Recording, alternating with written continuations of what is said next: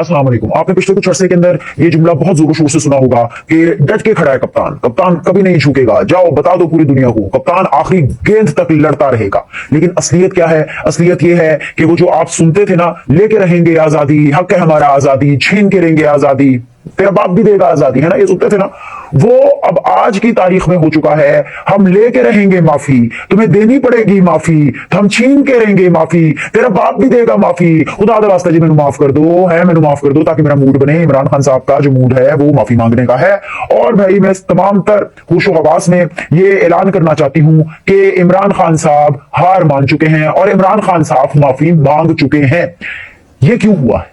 ये कैसे हुआ है? अपनों ने इमरान खान साहब को गड़वा दिया। वो जो अपने कर्म थे, अपनी करतूतें थी, उन्होंने गड़वा दिया। इतने होशरुबा इंकशाफात हुए हैं, ऐसे ऐसे ताल्लुकात पाकिस्तान के दुश्मन ममालिक के साथ और ऐसे ऐसे ताल्लुकात पाकिस्तान के दुश्मनों के एजेंडा पर पाकिस्तान तहरीक इंसाफ और इमरान खान के साबित हुए हैं कि जिसके बाद इमरान खान घुटनों पर आके नाक से लकीरें निकाल के कह रहे हैं मुझे माफ कर दो। इस सब की तफसीलात मैं आपको इस वीडियो में बताने वाली हूं। लेकिन उससे भी ज्यादा जरूरी एक और बहुत जरूरी चीज है जो मैंने आपसे शेयर करनी है, वो है कि जी शहबाज शरीफ जो है वो बाल बाल बच गए हैं, उनकी जिंदगी बाल बाल बच गई है। आपको पता है कि शहबाज शरीफ साहब ने जाना था तेहरान में और वहां पर ऑफ कोर्स एक तकरीब थी और ईरानी सदर की एक तकरीब थी जहां पर उन्होंने शिरकत करनी थी।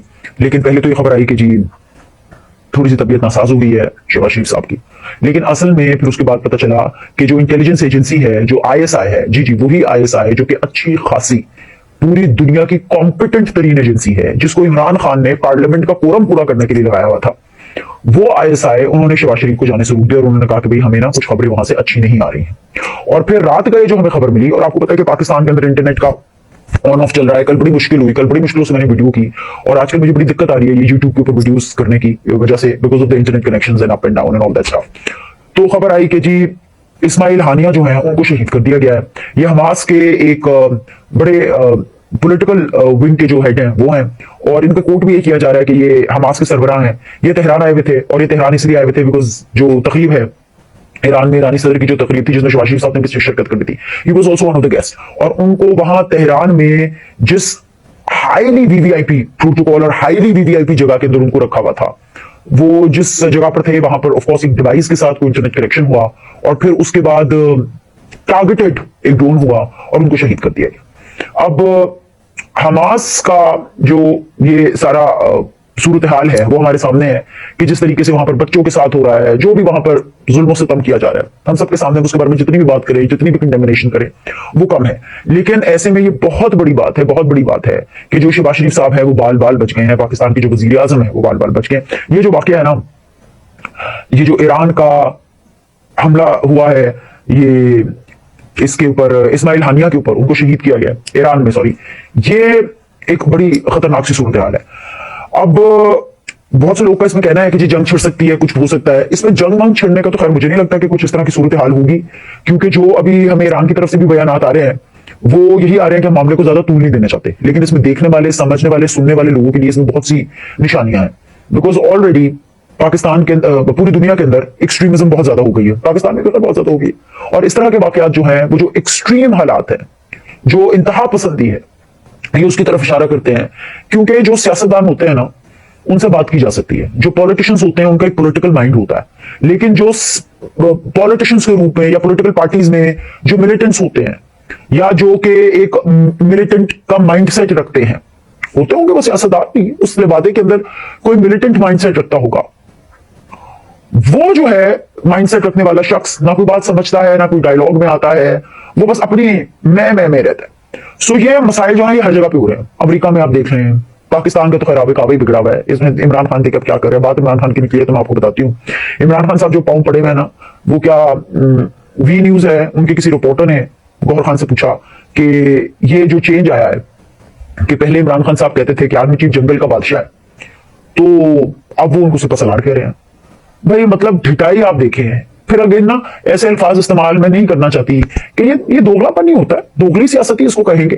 And I know it's not a good word कि गौहर खान साहब कह रहे नहीं वो आर्मी चीफ को तो नहीं कहते थे, वो तो ऐसे कुछ चीजें सियासी होती है वैसे तौर पे कहते थे। यानी कि इस चीज का इतराफ किया जा रहा है इमरान खान को जस्टिफाई करने में भी इस चीज का इतराफ किया जा रहा है कि हाँ हाँ हम सियासत में उनको धकेल रहे थे, हम आर्मी चीफ को सियासी तौर पर इस्तेमाल कर रहे थे, उनको सियासी तरीके से डील कर रहे थे। तो ये सियासत से क्या ताल्लुक है? हम तो कह के थक गए भाई, फौज को सियासत से दूर रखो। अब जब फौज सियासत से दूर हुई है तो उनके साथ सियासत की तरह उनको निपटा जा रहा है। उनके साथ जो माइंडसेट है वो गौहर खान खुद कह रहे हैं कि वो सियासी तौर पर बहुत सी बातें होते नहीं, वो तो उनको तो नहीं कहते थे, आर्मी चीफ को तो नहीं कहते थे जंगल का बादशाह। बाद में पता चलेगा कि नहीं हम तो जंगल का बादशाह नहीं, हम तो सर्कस का बादशाह कहते थे। भाई इनका क्या पता कि आर्मी चीफ इनके लिए जंगल का बादशाह है, सर्कस का बादशाह है, काये का बादशाह है। मतलब इनको तो फोबिया हुआ है आर्मी चीफ का।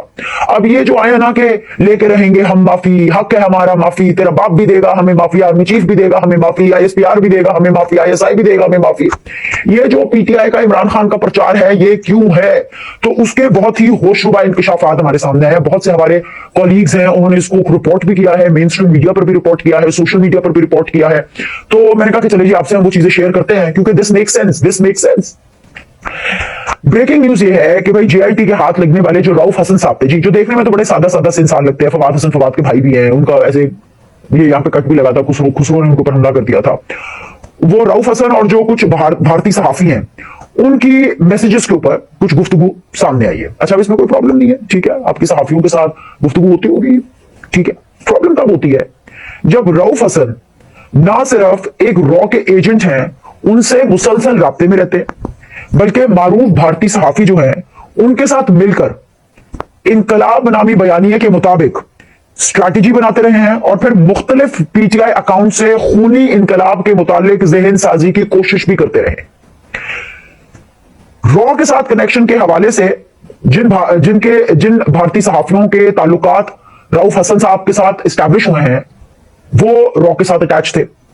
अब रऊफ हसन भारतीय सहाफियों से मिलने वाली लीड के मुताबिक जो डिजिटल मीडिया टीम है, जो PTI की डिजिटल मीडिया टीम है, उनको वो बयानिया फराहम करते थे और ये सारी चीजें वो इमरान खान की हिदायत पे फराहम करते थे। जब इनके सेक्रेटेरिएट पे छापा पड़ा और जब इनके सोशल मीडिया का जो विंग है, जो मेन विंग है जहां पर छापा पड़ा, वहां से जो डिवाइसेस मिली उनमें मैसेजेस के मुताबिक इदारों के खिलाफ मुहिम थी, ऑपरेशन अज़्म इस्तेहकाम, कश्मीर में मुजाहिरों, बन्नू वाकया में प्रोपेगेंडा और इलाकायत की नफरत को बढ़ावा देने की जो हिदायत है वो रऊफ हसन को दी गई। और रऊफ हसन को जब ये टास्क सौंपा गया उन्होंने मिनो अन यस सर और लंबियां रकमा और पैसे बड़े आते हैं, डॉलर बड़े आते हैं, इंडियन रुपीस को भी अगर आप देखें तो वो 3 गुना है पाकिस्तान से। तो रऊफ हसन ने सोशल मीडिया की टीम से अहकामात की बजा आवरी कराई, उनको कहा PTI की सोशल मीडिया टीम को कि जी आपको करना चाहिए, इसकी पूरी प्लानिंग और ये पूरी इमरान खान साहब के आशीर्वाद से हुआ। FIA टीम ने हासिल शुदा तमाम सबूत जब अदालत में पेश किए, सुनते जाइए और शर्माते जाइए, ये आपने घबराना नहीं है, ये सच बता रही हूं मैं आपको। जब FIA की टीम ने ये हासिल शुदा सबूत अदालत में पेश किए तो जो अदालत के जज थे उन्होंने रऊफ हसन साहब से पूछा कि क्या आप कभी भारत गए हैं या आप इस रॉ के इस फलाने बंदे को आपकी इसके साथ चैट पकड़ी गई है, क्या आप इसको जानते हैं, आपकी ये चैट हुई है, क्या आप इसका इकरार करते हैं कि आपको भारत से कोई टिकट मिला है, कोई पैसे आए हैं, कोई फाइनेंसिंग हुई है? तो रऊफ हसन ने जज साहब के सामने, गौर से सुनिएगा, दिल थाम के सुनिएगा, और जो यूथियां है ना, जितने भी यूथियां हैं वो नेड़े नेड़े आके सुनो, आगे आओ जरा, आगे आओ तो मेरी गल सुनो। उन्होंने जज साहब के सामने रॉ के एजेंट से बहरेन में मुलाकातें और भारत से सफरी टिकट फराहम करने का इंकशाफ किया, इकरार किया। उन्होंने कहा हाँ ऐसा हुआ है, मैं मानता हूं इसको। यह मवाद किसी भी शख्स पर आर्टिकल 6 लगवाने के लिए काफी है, क्योंकि ये तो टू मच ही हो गया। भारत के साथ या रॉ के साथ हमारा जो पहला इंटरैक्शन जो किसी भी पाकिस्तानी बच्चे को मिलता है, इट इज लाइकवाइज भारत के अंदर भी ऐसा होता है। वो पाकिस्तान और ISI को दुश्मन समझते हैं, बिल्कुल वैसे जैसे हम रॉ और भारत को अपना दुश्मन समझते हैं, ठीक है, क्योंकि इनकी साजिशी कार्रवाइयां होती हैं। ये बात बहुत बहुत बहुत वैलिड और सॉलिड है कि आर्टिकल 6 तो अब इन पे लगना ही लगना है। तो यही वजह है कि इमरान खान ने ना सिर्फ अपना बयानिया बल्कि यू टर्न लिया और फौज को अब लुभाने की कोशिशें कर रहे हैं। इसीलिए तो वो कह रहे हैं कि नहीं नहीं नहीं, नहीं आर्मी चीफ जंगल का बादशाह नहीं। मैं तो नहीं कहता था कि वो जो जंगल का बादशाह है, मैं तो नहीं कहता था। हालांकि वो ट्वीट्स अभी भी पाकिस्तान तहरीक इंसाफ के ऑफिशियल सोशल मीडिया पेज पर हैं, फर्द वाहिद जंगल का बादशाह। अब वो कहेंगे नहीं मैं इसको सर्कस का बादशाह कहता था। देखते जाइएगा अब बातें कैसे कर रहे हैं, बदलेंगे, माफी मांग रहे हैं, नाक से लकीरें निकल रही हैं इनकी।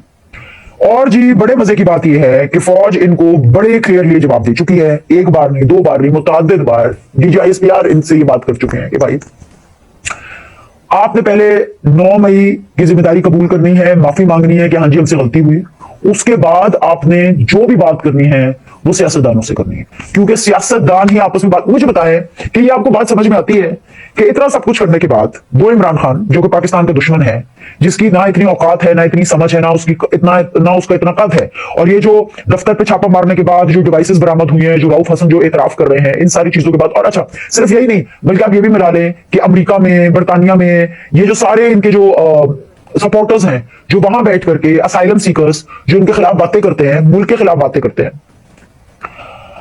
कड़ियों से कड़ियां आप मिलाइए कि ओपन एंड शट केस है कि ऐसा तो हो नहीं सकता कि ये सब करने के बाद इन जैसे लोगों के साथ, ये जैसा मैं ये कुर्सी पे बैठी हूं ना, शाही कुर्सी पे, इसी तरह ये भी तो मेरे सामने इधर ये कैमरा लगा हुआ है, लाइट लगी हुई है, इसी तरह उस तरफ जो है आर्मी चीफ बैठे हुए कि हाँ इमरान खान बोले आप क्या चाहते हैं। ऐसा कभी हो सकता है? इम्पॉसिबल, एब्सोल्युटली नॉट, कभी नहीं हो सकता, होना भी नहीं चाहिए, ना हो सकता है ना होना चाहिए। यही से मैं एक और चीज ऐड करूंगी कि यूएई ने ये फाइनल कर लिया है कि जी अब सोशल मीडिया देख करके पाकिस्तानियों को वीजे दिए जाएंगे, क्योंकि ये जो पाकिस्तानी है ना जो रियासत मुखालिफ और पाकिस्तान के खिलाफ बातें करते हैं और फिर भागते हैं, यहां से हम दुबई जा रहे हैं और दुबई से फिर आगे फरार हो जाते, कोई लंदन निकल जाता, कोई अमेरिका निकल जाता, फिर वहां जाके असाइलम करता है और वहां जाके कहता है कि जी पाकिस्तान के लोग हमें मारना चाहते हैं, पाकिस्तान की जो रियासत है वो हमारे खिलाफ है, और ये जो सारी इनकी ड्रामेबाजियां और रंगबाजियां होती हैं। उन्होंने कहा कि भाई हम फेस और केस तो देखेंगे ही, हम सोशल मीडिया देख करके भी वीजे देंगे, वरना नहीं जी मिलने वीजे। तो भाई मैं तो यही कहूंगी कि जितने भी यूथियाज है ना वो सुत्तर हो जाए, इंसान के बच्चे बनो, पाकिस्तान के दुश्मन ना बने, अपने अंदर की मोहब्बत को जगाएं और कुछ खौफे खुदा करें। धरती जो है वो मां जैसी होती है, अगर आप इस धरती के नहीं हो सके ना, जैसे इमरान खान अगर इस धरती के नहीं हो सके तो वो किसी के नहीं हो सकेंगे। अभी के लिए इतना ही, लाइक करें, सब्सक्राइब करें, आपसे अगली वीडियो में मुलाकात करें।